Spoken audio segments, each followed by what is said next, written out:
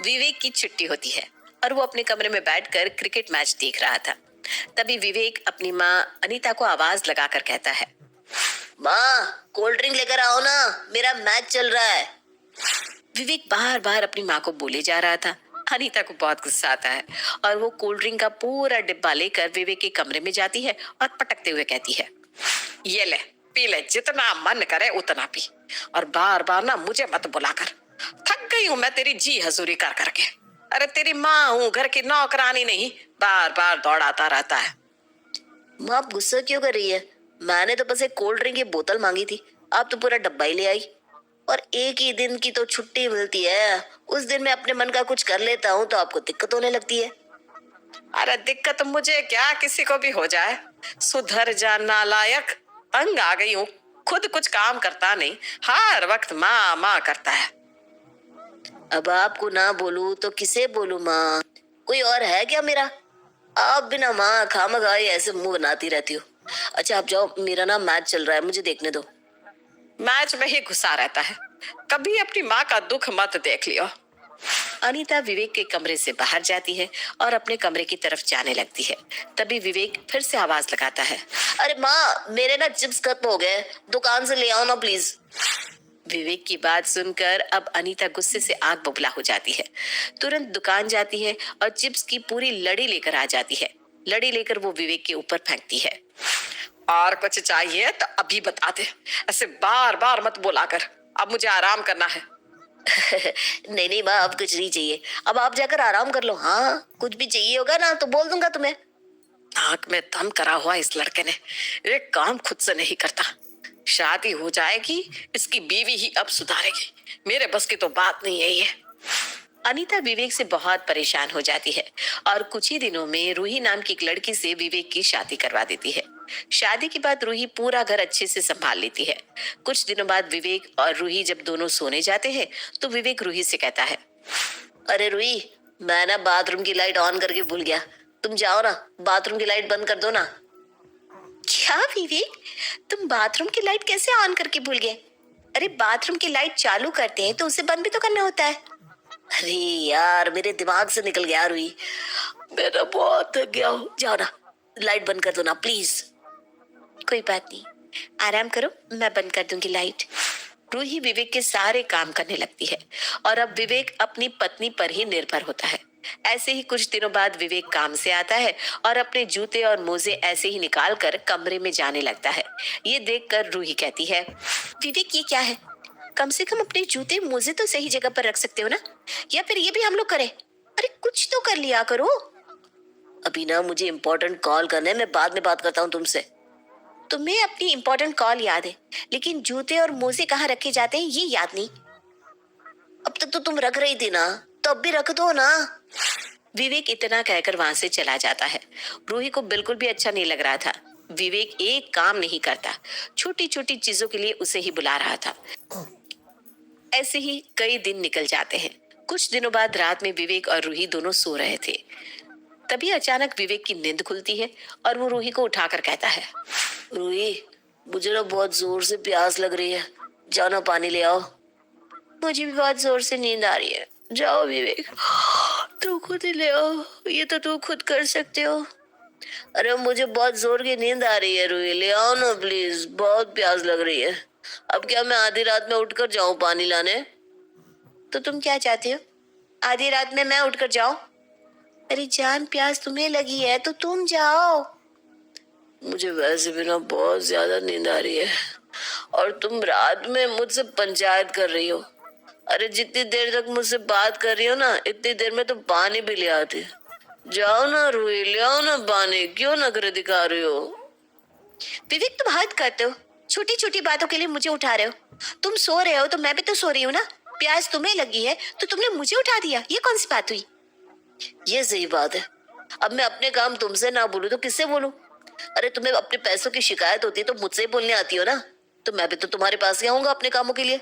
जाओ पानी ले आओ, बहुत ज्यादा प्यास लगी है मुझे और ज्यादा नींद भी आ रही है।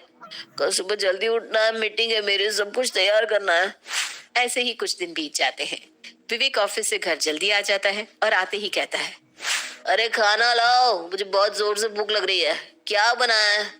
जल्दी से लाओ। अरे कोई है क्या? विवेक जोर जोर से चिल्लाए जा रहा था।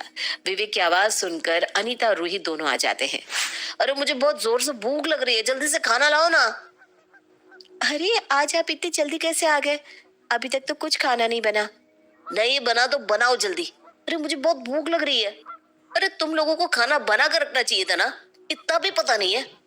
हम लोगों को पता होना चाहिए, तो तेरा फर्ज नहीं बनता क्या कि जिस दिन तू जल्दी आ रहा है हमें पहले ही बता दे।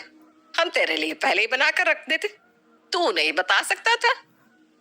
माँ प्लीज, अभी ना मैं आपके साथ आर्गुमेंट नहीं कर पाऊंगा। मुझे बहुत भूख लग रही है, आप दोनों जल्दी से मेरे लिए कुछ खाना बना कर लाओ। अब तक तो ये बस मेरे ही सर पर चढ़कर नाच रहा था, अब अपनी बीवी के भी सर पर चढ़कर नाच रहा है। विवेक की हरकतों से अब अनीता और रूही दोनों ही परेशान हो जाते हैं। इसलिए अनीता अपनी बहू के साथ मिलकर प्लान बनाती है। अगले ही दिन विवेक रूही से कहता है, रूही ये चार्जिंग का स्विच ऑन कर देना, मैं खाना खा रहा हूँ। हाँ तो खुद कर लो, मुझसे क्या बोल रहे हो? आपके साइड में ही तो है, अब उसके लिए भी मैं ही आऊँ क्या? अरे कर दो ना, दिखाई नहीं दे रहा मैं खाना खा रहा हूँ। हाँ तो मैं तुम्हारी माँ नहीं हूँ जो हर काम के लिए रूही रूही करते रहते हो। बीवी हूँ तुम्हारी, बीवी की तरह ट्रीट करो। छोटे मोटे काम ना खुद कर लिया करो, ठीक है? रूही अब विवेक को पलट कर जवाब दे रही थी और उसका एक भी काम नहीं कर रही थी। ऐसे ही कई दिन निकल जाते हैं। कुछ दिनों बाद विवेक फोन पर बात करते हुए खाना खा रहा था, तभी रूही से कहता है, ए रूही जरा थोड़ा चावल तो ले आना। खुद जाकर ले लो, मुझे और भी बहुत काम है। अरे मैं फोन पर बात कर रहा हूँ, मुझे पता है कि तुम मेरा काम नहीं कर रहे हो, पर ये तो देखो मैं कुछ कर रहा हूँ, तभी तो तुम कर ही सकती हो। तुम्हें कितनी बार बताऊं, मैं तुम्हारी माँ नहीं हूँ जो तुम्हारी हर छोटी मोटी बात में दौड़ते हुए सामने खड़े हो जाऊं। अपने काम खुद करना सीखो, मैं भी अपने काम खुद करती हूँ ना। विवेक को रूही की बात बहुत ज्यादा बुरी लगती है और वो खाना वहीं पर छोड़ देता है और तुरंत अपनी माँ के कमरे में जाकर कहता है, माँ मुझे माफ कर दो, आज तक मैंने आपके साथ कितना गलत बर्ताव किया। हर छोटी छोटी चीज के लिए आपको बुलाता रहा। आज जब रूही मेरा कुछ काम नहीं कर रही, मेरी बात नहीं सुन रही, तो मुझे बहुत बुरा लग रहा है। अब एहसास हो रहा है कि मैं आप सबसे कितना गलत बर्ताव किया करता था। बीवी अक्ल ठिकाने ले ही आई। अब तक मैं तुझे समझा रही थी, तब तो तुझे मेरी बात कभी समझ में नहीं आई। हमेशा मैं तुझे बुरी लग रही थी ना कि मैं चिड़चिड़ा करती रहती हूँ। अब क्या हुआ, अब समझ में आ गया सब? हाँ माँ समझ में आ गया, मुझे ही समझना चाहिए था। मैंने ही आप दोनों को इतना परेशान कर दिया। छोटी छोटी चीज तो मैं खुद कर सकता हूँ, उसके लिए भी मैंने आप दोनों को परेशान किया, मुझे माफ कर दो। विवेक को अपनी गलती का एहसास होता है और तुरंत वहां हंसते हुए रूही आती है। माँ जी, अब तो ये पटरी पर आ ही गए। हाँ बहू, हम दोनों का प्लान कामयाब रहा। इसका मतलब ये आप दोनों का प्लान था? जी, आप धीर जो सुधर ही नहीं रहे थे, तो सुधारने के लिए हम दोनों का ये प्लान था जो कि कामयाब भी रहा।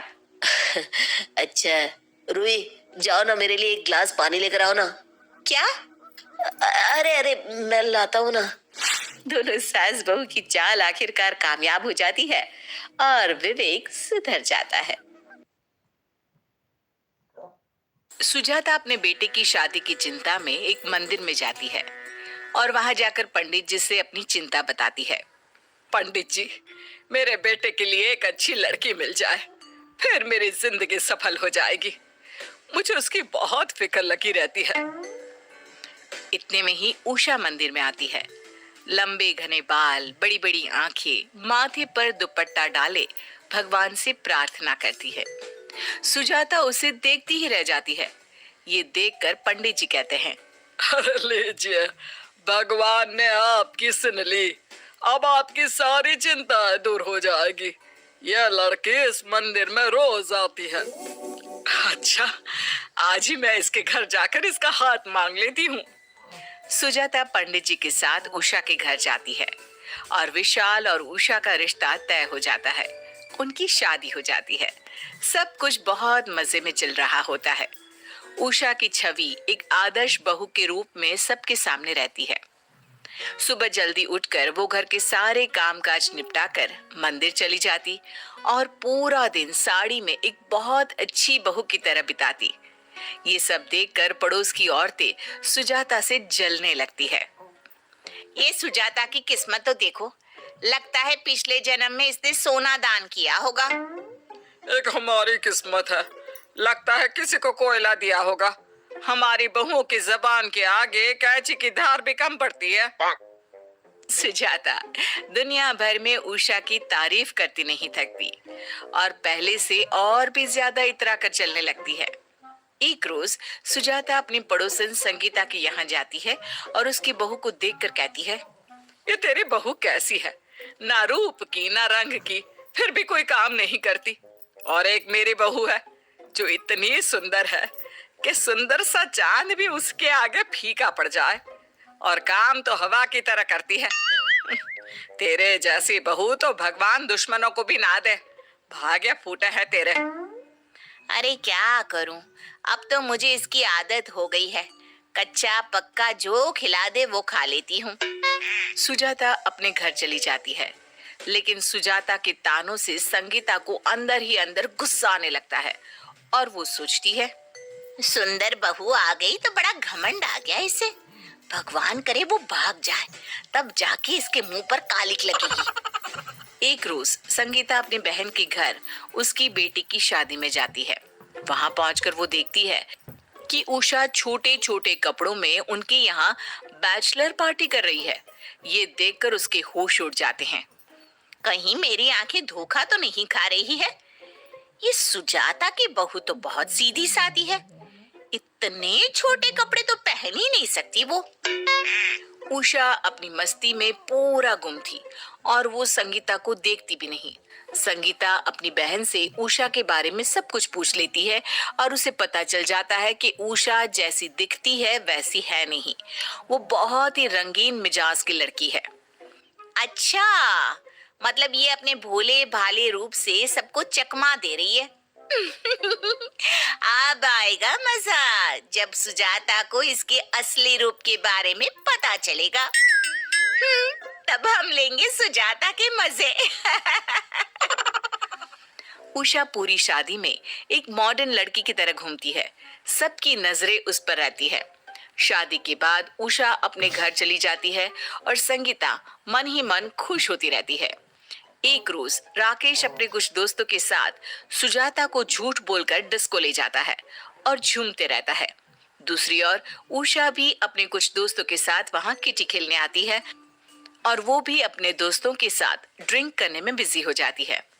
अचानक जब राकेश की नजर उषा की नजर से टकराती है, तब दोनों के तोते उड़ जाते हैं और दोनों एक दूसरे से नजर चुराने लगते हैं और किसी से भी इस बात का जिक्र नहीं करते। एक रोज सुजाता का उसकी पड़ोसन रेणुका से झगड़ा हो जाता है। इस सास बहू को ना मैं छोड़ूंगी नहीं। रेणुका अपना दिमाग घुमाती रहती है और एक दिन उसकी नजर उषा पर पड़ती है, जो कि साड़ी में अपने घर से निकलकर ऑटो में बैठती है। जरा देखो तो ये इस समय कहाँ जा रही है। रेणुका उषा का पीछा करती है और देखती है कि उषा एक मॉल में जाकर छोटे कपड़ों में बाहर निकलती है और किसी की गाड़ी में बैठ जाती है। आज लगता है कोई मसाला मिलेगा जिससे मैं इनकी जिंदगी में आग लगा दूंगी। रेणुका उषा का फिर से पीछा करती है और उसकी गाड़ी एक बार में जाकर रुकती है। ये देखकर पड़ोसन हैरान हो जाती है और चुपके से उसका वीडियो बना लेती है और दबे पांव निकल जाती है और घर आकर सुजाता को वो वीडियो दिखा देती है। देख ले अपनी बहू की करतूतें, देखने में ही सीधी लगती है, बस सती सावित्री बनी फिरती है सबके सामने, लेकिन ये इसका असली रूप है। गिरगिट के भी रंग इतने नहीं है जितने तेरे बहू के हैं। अरे नहीं नहीं, ऐसा नहीं हो सकता। अच्छा नहीं हो सकता तो खुद ही अगले हफ्ते वहां चल मेरे साथ और उसे रंगे हाथ पकड़ लेना। अरे मुझे मेरी बहू पर पूरा भरोसा है, लेकिन तेरा मुंह बंद करवाने के लिए मैं तेरे साथ चलूंगी, ताकि दोबारा मेरी बहू के बारे में कोई बोलने से पहले 100 बार सोच ले। अगले हफ्ते सुजाता अपनी पड़ोसन के साथ बाहर जाती है और वहां अपनी बहू को छोटे कपड़ों में शराब पीते देख सुजाता की आंखें फटी रह जाती है। मम्मी जी, आप यहाँ? ये तेरा असली चेहरा है? मुझे झूठा कह रही थी ना। देख लिया ना सुजाता, अपनी बहू को इतना सर पर चढ़ाने का नतीजा। गुस्से में सुजाता उषा को एक तमाचा लगाती है। उषा सुजाता से माफी मांगने लगती है। जी मुझे माफ कर दीजिए, ये आजकल सभी लोग करते हैं। मुझे लगा अगर मैं सबसे छुपा कर करूंगी तो आपको दुख नहीं होगा और मेरे मन का भी पूरा हो जाएगा। वाह जी वाह, अब ये मोटे मोटे टेसुए बहाकर खुद को सही बताने का अच्छा तरीका है, आजकल का फैशन है। तो मेरी बेटी को कभी इन सब चीजों में देखा है क्या? बढ़िया। इतने में ही भीड़ में से नशे में धुत पड़ोसन की लड़की उनके सामने आ जाती है। तब सुजाता रेणुका से कहती है, जब खुद के घर शीशे के हो ना, तो दूसरों के घरों पर पत्थर नहीं मारा करते रे।